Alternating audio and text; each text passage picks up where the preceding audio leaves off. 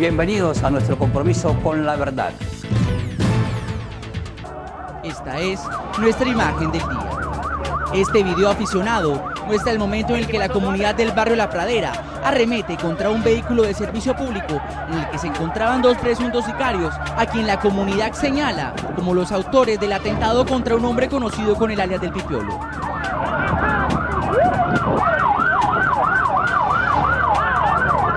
De este tema estaremos hablando en nuestra presente emisión.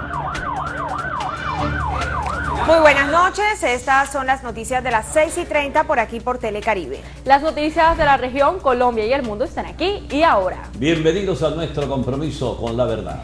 Y recuerden que estamos en la web como www.lasnoticias 6-30 de telecaribe.com. En Facebook también estamos como Las Noticias 630. Y en Twitter como @lasnoticias 630. Aquí están los titulares que en el día de hoy hacen noticia.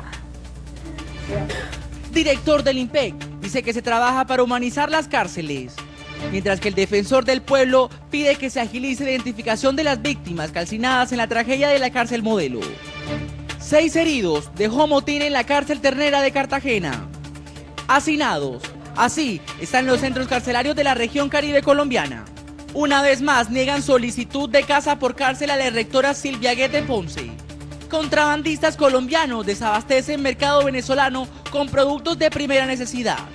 Continúan capturas de miembros de bandas criminales. Hoy fueron capturados 13 en Córdoba. En San Cristóbal Bolívar, temor por panfletos amenazantes contra concejales. Buenas noches. Colombia derrotó a Panamá 9-1 y está otra vez en pelea en la Serie Latinoamericana de Béisbol. Tenemos la nota. Y a partir de la próxima semana ustedes podrán ver las emisiones de las noticias a las 6:30 a través de sus celulares. Los detalles en minutos, ya nos vemos.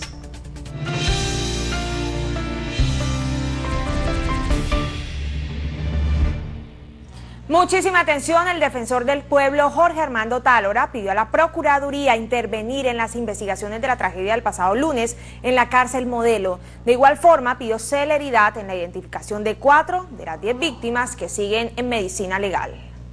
El defensor del pueblo, Jorge Armando Tálora, solicitó a la Procuraduría y a las diferentes autoridades competentes para agilizar la identificación de las 4 víctimas pendientes por la tragedia del pasado lunes en la cárcel Modelo. Llamó la atención para que se adopten medidas de prevención inmediatas en otros centros penitenciarios. A esto se suma la acción judicial presentada hoy por miembros del Comité de Solidaridad con los Presos Políticos, quienes radicaron una denuncia penal ante la Fiscalía y la Procuraduría contra el director de la cárcel Modelo y la Guardia Carcelaria por el delito de homicidio culposo y a las directivas del IMPEC nacional y regional por prevaricato por acción. La denuncia estaría basada en testimonios de internos y familiares de las víctimas. Nos han manifestado de manera contundente que el capitán Pontón y los sargentos Rey y Calle, a pesar de estar al tanto de la situación que estaba ocurriendo en el patio, ordenaron a sus subalternos cerrar las rejas del patio y de la celda y energizarlas, con lo cual impidieron que los presos tuvieran la posibilidad de tener algún tipo de reacción frente a los hechos que se estaban presentando al interior de la cárcel Modelo de Barranquilla. Al mismo tiempo, pidieron que la Procuraduría separe del cargo a estos funcionarios. Mientras se determina el grado de responsabilidad de estos funcionarios, sean separados del cargo para que se garantice la transparencia de la investigación y puedan avanzar rápidamente las autoridades y darle explicación no solo a los familiares de los internos, sino a la ciudadanía en Barranquilla. Aseguran que en varios informes el comité había anunciado que la crisis de hacinamiento dentro del penal terminaría en una tragedia de grandes proporciones, como la ya conocida por todos. Sin embargo, ninguna autoridad se pronunció al respecto. Trabajar para que las cárceles sean más humanas es el llamado que hizo en las últimas horas el director nacional del IMPEC, el general Saúl Torres Mojica, a los 138 directores de los establecimientos carcelarios a las 6 regionales del país. Estas declaraciones las dio Torres en el marco del encuentro de directores en Bogotá, en la que se busca agilizar la descongestión de las cárceles para ofrecer mejor calidad de vida a los internos. El tema del hacinamiento en las cárceles del país se encuentra en el ojo del huracán tras los hechos sucedidos en la cárcel Modelo de Barranquilla el pasado lunes en la noche. Y una riña presentada entre reclusos de la cárcel San Sebastián de Ternera dejó 6 heridos, 2 de ellos de gravedad. El hecho, según las directivas del penal, obedecía a problemas personales entre ellos mismos. Bajo observación médica y con pronóstico reservado permanecen 2 de los 6 heridos que dejó una riña al interior de la cárcel San Sebastián de Ternera en Cartagena hoy en horas de la mañana. Los heridos, quienes responden a los nombres de Olmar Terán Rivera y Álvaro Ospino Villadiego, presentan heridas producidas con arma blanca a la altura del tórax. Ambos permanecen recluidos en la clínica Madre Bernarda de esta capital. El hecho se registró hacia las 6:30 de la mañana. A esta hora hay total normalidad en el centro carcelario, cuya población asciende a 2.000 internos, presentando problemas de hacinamiento. JJ Verbel, las noticias, un compromiso con la verdad. Miembros del Comité Permanente de Derechos Humanos exigieron al gobierno nacional soluciones de fondo al problema de hacinamiento en la región Caribe, en donde las cárceles en su totalidad están desbordadas. Según el Comité de Solidaridad con los Presos Políticos, la situación carcelaria en la región Caribe, como en otras regiones, es crítica. La cárcel de La Guajira es la segunda más hacinada en el país, seguida de Valledupar y la Modelo de Barranquilla. La ocupación es que entran más que los que salen, entonces ahí también hay que hacer un análisis judicial de términos, de eficiencia del sistema judicial, del sistema penal acusatorio. Solo en el centro penitenciario de Riohacha, el hacinamiento es del 400%, y aunque es una estructura relativamente pequeña, para albergar a 100 presos, en este momento viven en condición de hacinamiento 451. La cárcel de mediana seguridad de Valledupar, que tiene capacidad para 256 internos, registra hoy 1.159. En la cárcel Ternera de Cartagena la situación no es menos crítica. 1.304 son sindicados a la espera de una condena. Hay 32 reclusos y según informes de organizaciones de derechos humanos en esa ciudad hay por lo menos 32 reclusos con enfermedades psiquiátricas, 25 con VIH, 12 internos de la población LGBTI y 80 de la tercera edad. En la cárcel de La Vega, en Sincelejo, la situación no es menos crítica. En estos momentos el hacinamiento es del 300%, puesto que la capacidad es para 550 reclusos, pero actualmente hay 1.300. La cárcel Las Mercedes de Montería rebosó la capacidad de albergue y superó los límites de hacinamiento debido al sobrecupo de internos que tiene. El centro de reclusión de mediana seguridad tiene capacidad para 877 presos, de ellos 844 hombres y 33 mujeres. En la actualidad permanecen en su interior más de 2.000 personas entre condenados y procesados. Está latente la posibilidad de que haya amotinamientos en cualquier momento por diferentes situaciones, el problema de la salud, hacinamiento e inclusive el problema de enfrentamiento de unos grupos contra otros dentro de la misma cárcel.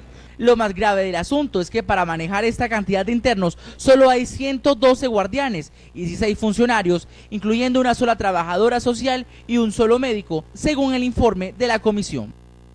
Y por quinta vez fue negada la solicitud del beneficio de casa por cárcel a la ex rectora de la Universidad Autónoma del Caribe, Silvia E.T. Ponce, sindicada del delito de soborno. Según el juez 70 de garantías de la ciudad de Bogotá, los argumentos de la defensa de Guete Ponce no fueron lo suficientes para otorgarle el beneficio necesario por la Argentina. Y las declaraciones del presidente Nicolás Maduro evidencian que los contrabandistas colombianos son los principales responsables del desabastecimiento del mercado venezolano.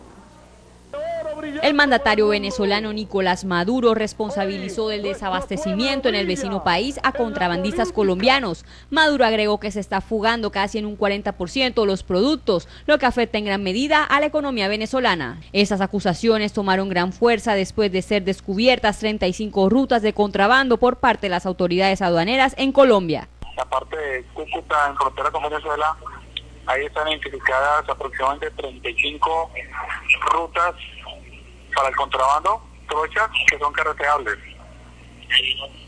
Y ya en la frontera con Venezuela, con Guajira, están identificadas 192 trochas o paros ilegales que también son carreteables. Pero el narcotráfico lo ven como algo que hace parte de su canasta familiar, de su modus vivendi, porque han aprendido a generar ingresos a partir de este comercio ilegal.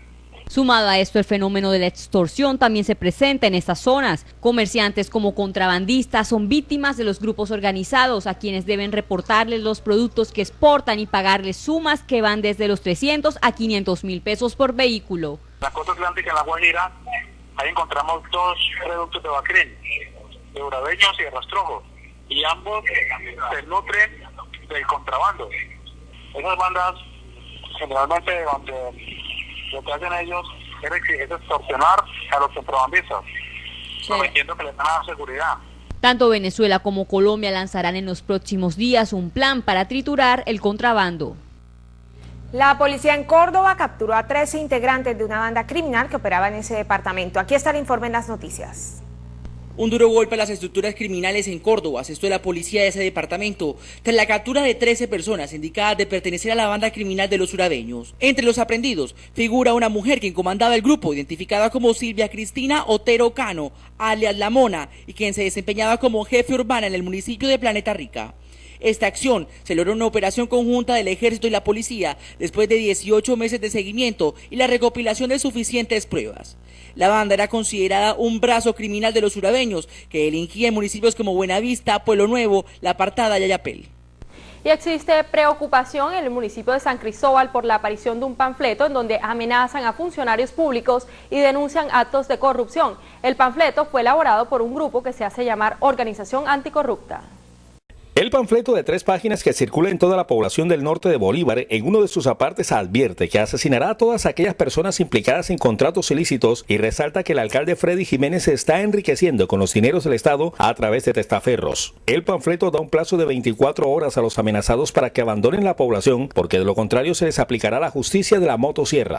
Cualquier manifestación delictiva es preocupante para todo gobernante, para todo aquel que responde por el tema de la seguridad. En el panfleto, la autodenominada Organización Anticorrupta le exige al alcalde avanzar en la ejecución del plan de desarrollo y dejar atrás la politiquería, porque de lo contrario, dice el temerario panfleto, acabarán picados en el río. JJ Verbel, las noticias, un compromiso con la verdad.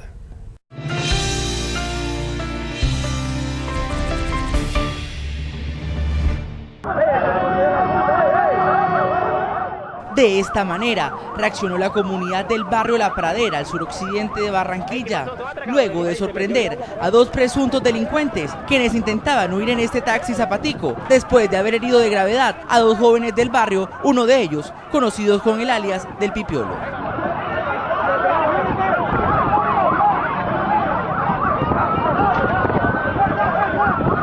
Las imágenes evidencian la violencia con la que fueron atacados los 2 antisociales.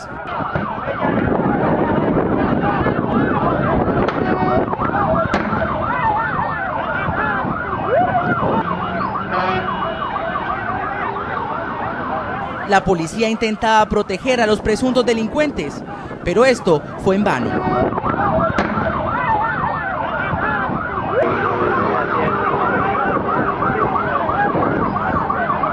Finalmente, los presuntos delincuentes fueron rescatados por la policía de la turba, pero esto fue lo que pasó antes de ser trasladado.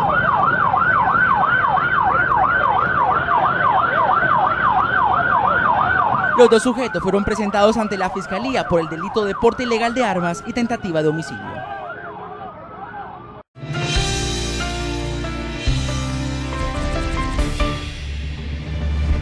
Por iniciativa de la Secretaría de Gobierno, los comerciantes de Riohacha recibieron charlas preventivas para combatir delitos como la extorsión y el secuestro. Los miembros del Grupo Gaula entregaron cifras de la lucha contra el flagelo de la extorsión.